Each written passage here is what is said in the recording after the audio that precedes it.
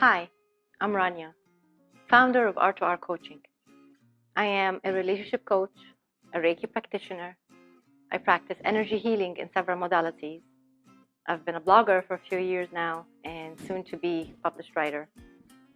But I do these videos right here on my channel in order to educate about several relationship topics. The series that I've invested a lot of my time and effort in is this series of narcissism. It seems to be that in this day and age, everyone is experiencing a narcissist in their life.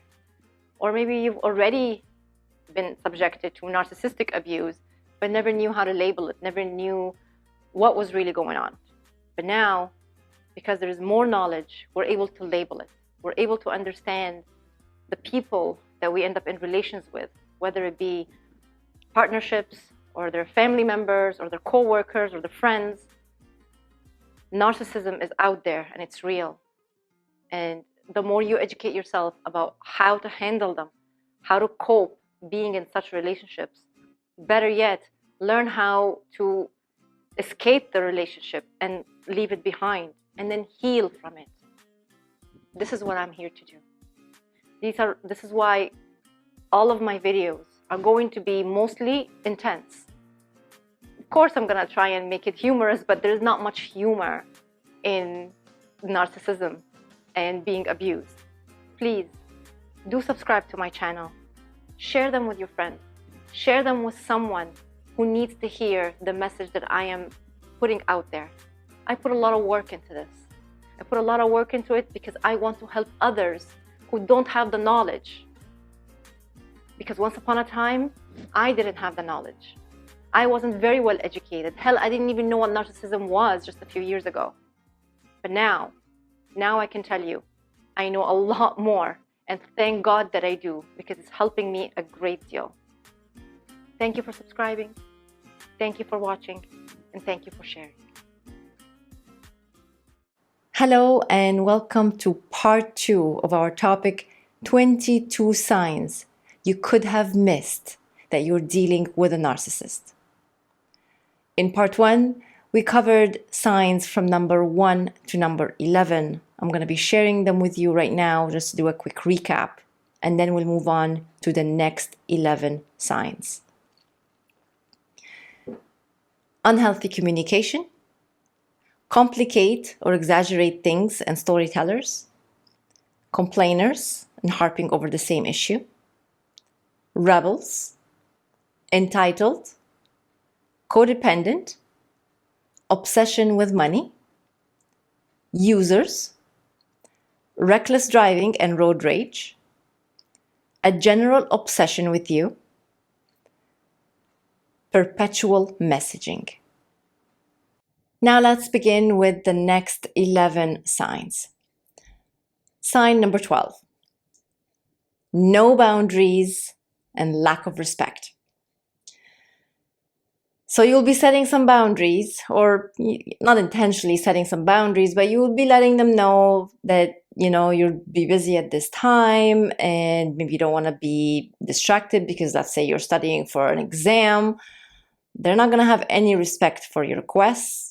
They're going to be purposely distracting you and interrupting you from anything important you'll be doing. And they're going to be excusing this behavior by making statements saying, oh, I'm sorry, I know I may be interrupting you, but I just want to say I miss you. But I just want to tell you I love you. Totally could have waited, but it's because truly they have no respect for you, and it shows in these times. But these are signs that we miss and we say, "Aww," or we may get upset about it, but then we're like, okay, whatever. Again, justifying and excusing the behavior. But if you catch on the pattern that they never respect your wishes or what you ask for and always somehow go against it, be careful with that. These are signs that we may miss. In addition to not respecting you and your time and your space, they also don't have much respect for important professions that normal people have respect for. For example, teachers. They make fun of them and belittle their job, claiming that they, the narcissist, can do a better job than them. Politicians, they always have better ideas of how they need to handle issues. Doctors, they are useless, no need for them, they don't know what they're doing anyway. And so on. Number 13, impulsive. They get sudden ideas to do something or just jump up to go somewhere. They can just decide when they wake up to change something that they had the opposite idea to the night before. If they were planning something and it's not going exactly their way, they'll just cancel it. Number 14, lazy and procrastinator. They will postpone doing any duty or responsibility that is not fun and enjoyable. You will find them delaying doing things and they just sit and do nothing. Or they pretend to be doing something like watching TV or going through their social media, messaging people, whatever. Anything that does not require them getting up and doing what actually needs to be done. And sometimes, if they are a parent, they will use their kids to do tasks for them, and they'll laugh about it and claim, I'm just teaching them how to be independent. But no, it's really because they're being lazy. And they will take care of important matters just at the deadline. They will pay their bills just close to the due date. They will be creating madness in their day-to-day life, and it will not make any sense as to why they aggravate themselves this way. Number 15, secretive. And when I say secretive, I mean they will be purposely hiding things from you. They're going to be telling you half a story, and sometimes you know it doesn't make sense. And when you question them to clarify, they will either change the subject or accuse you that you're not able to understand or that you're just not listening. And because they don't want to argue with you, it's just better to drop the subject. How convenient. But sometimes they will slip about certain things that they had forgotten that they kept from you. But notice how they act like nonchalant about it and then try to convince you that they told you and you just weren't listening or paying attention. Number 16, two-faced. You'll see it when they meet people that they were just dissing or talking badly about before, and now they're acting like they're best friends. And this is happening right before your eyes. If they're showing you that they are capable of being two-faced with someone else, be sure they are capable of doing it to you. Now again, this is a behavior that is common for most people, but keep in mind when it's a little too much and happening too often, someone with a narcissistic personality are known to be not genuine about anything. They are fake, and everything about them and their life is fake. So when they're smiling in someone's face, then curse them a minute later, keep a mental note of this and watch for other possible signs that you may have missed. Number 17, miserable. They make everything a painful task. They create misery in their day-to-day lives. They have this negative energy around them that you can't seem to explain, but bad things seem to happen all the time, weird things. Their negativity seems to be attracting into their lives more and more complicated events, and things always seem to be going wrong in their lives. And if your life is entangled with theirs, it ends up affecting you too. You can't prove it, but you feel it if you are sensitive to it and you notice it. So don't dismiss that gut feeling that you may get about picking up on negative vibes. These are good clues that you're dealing with something here that's more than what you thought it was. And since nothing makes them happy, they don't know what contentment is. They don't know what the true meaning of happiness is. They just complain. They'll complain about you, their work, family drama, kids if you have any, the phone company, the internet service, the cost of living, the car breaking down, not enough money, wanting to do things that they can't, and the list goes on and on. Notice how the average things that most people go through, normally we just let it go when things don't go our way. Whatever we can fix, we do, and whatever we can't, we just move on and don't let it ruin our day. But no, not with someone who exhibits narcissistic tendencies. Their dissatisfaction causes them to be truly miserable human beings, just looking for the next fight or argument. It's almost like they're waiting for someone to look at them the wrong way just so they can snap. Number 18, justifying not telling the truth. You will know that they are capable of lying and have no problem fabricating stories, and they're really good at it. They will sound very convincing and even back it up with proof. And they will do this in front of you about other people, even their own family. They'll lie to them too, whether it was a necessary situation or not. You'll see that they are capable of lying and have no reservation about it. And they'll do it with a straight face. So if they're lying to other people, what makes you think that they're not lying to you? Big things or small things. Lying runs through their blood. They are convinced also that they're not harming anyone and that they believe they are the most honest people. They will claim that they will be not telling the whole truth because they're just avoiding conflict.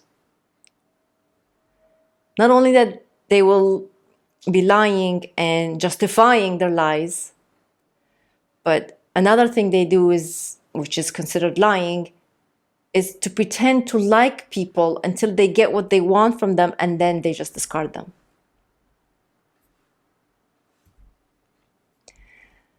Number 19, unhealthy sex life.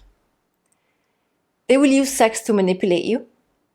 They will use sex to distract you from an argument when you're dissatisfied with their action and calling them out on it.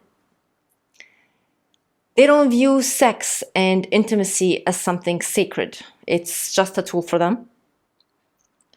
In some cases, you will feel that you are being treated as their possession. And in a marriage dynamic, sex turns to be an obligation. Like it's a part of the contract you signed and you owe them sex. Otherwise, they will be very angry. This sense of entitlement to sex gives them the right to violate your space and your body, treating it as a sex object. And if they're cheating on you, they will be only coming to get what they need from you at the time when they're not getting what they need from their sidekick. So you're a backup plan. Number 20, backstabbers. They'll talk bad about family members, and they'll be talking bad about their friends, even ratting them out and telling you things that they shouldn't be telling you, something that was said in confidence. There's also a lack of loyalty towards their workplace, One minute they are praising their employer, and the next minute they are ready to leave them and they're not happy, but of course it's when it's for their benefit.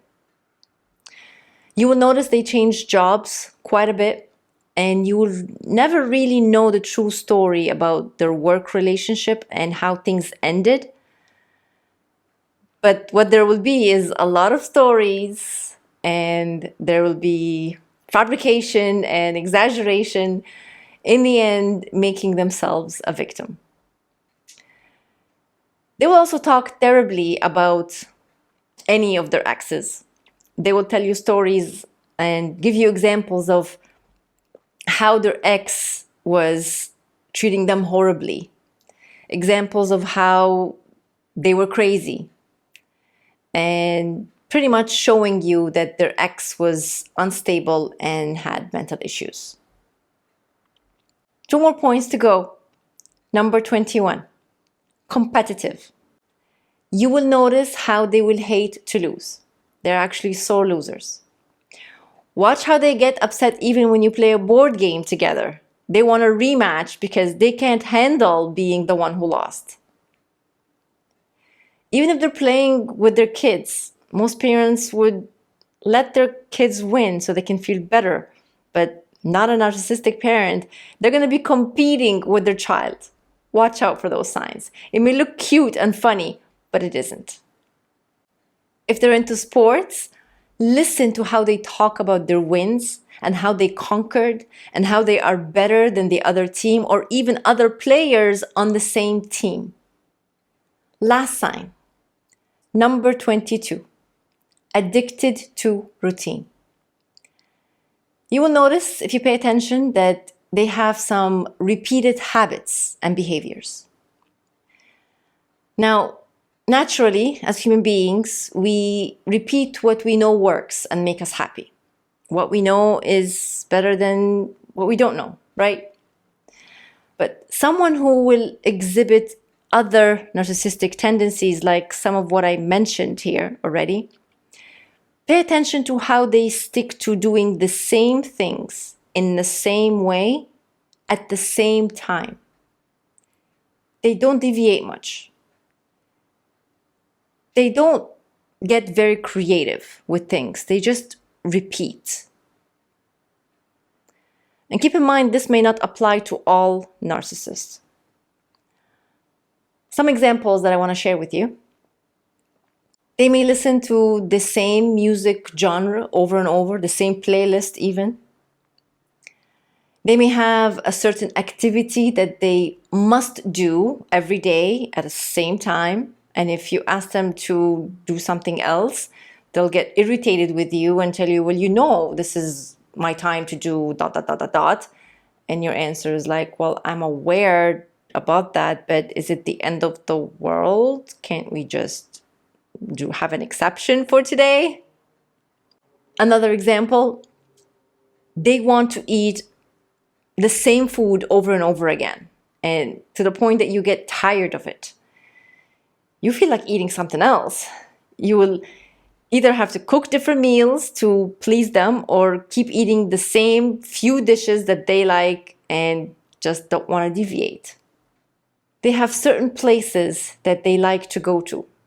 They will keep wanting to go there again and again. And you're going to say, well, can't we go somewhere else for God's sake? Isn't there somewhere else where we could also enjoy ourselves? Again, many of these examples don't necessarily mean it applies to a narcissistic personality only. A lot of people like repeating what they know and keep doing what they like, and that's totally understandable. But what I'm talking about here is notice in your partner what habits are being repeated and excessive of. It will make you watch out for the other red flags that you may have missed. And this is it. The 22 signs that you may have missed, that who you were dealing with was a narcissist. And I'm going to recap now from number 1 to number 22.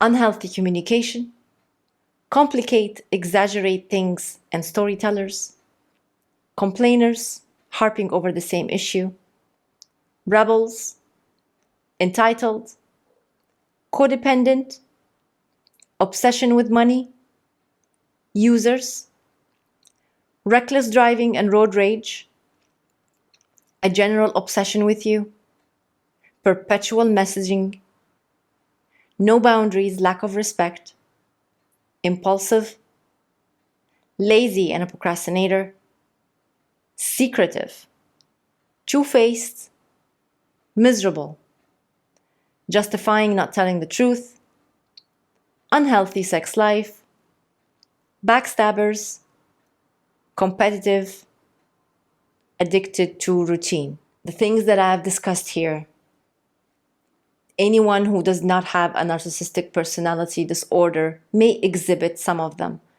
But what to watch out for is the combination of all of these happening, or at least quite a few of them in one person. Watch the patterns. That's what you're looking for. You're looking for patterns of behaviors. You're looking for repetition. You're looking for identical methods that are being used. These were all methods to manipulate you, control you, and to keep you bonded to the narcissist. I'm going to leave it right here with the 22 signs you may have missed that you're dealing with a narcissist. If you haven't watched the first part, please make sure you go and watch the first 11 signs. I've explained them in more detail. And until next time, take care of yourself. Ciao, ciao. I hope you liked this video. Please do hit the like button and don't forget to subscribe. You can follow me on Instagram and on Facebook. Thank you for watching.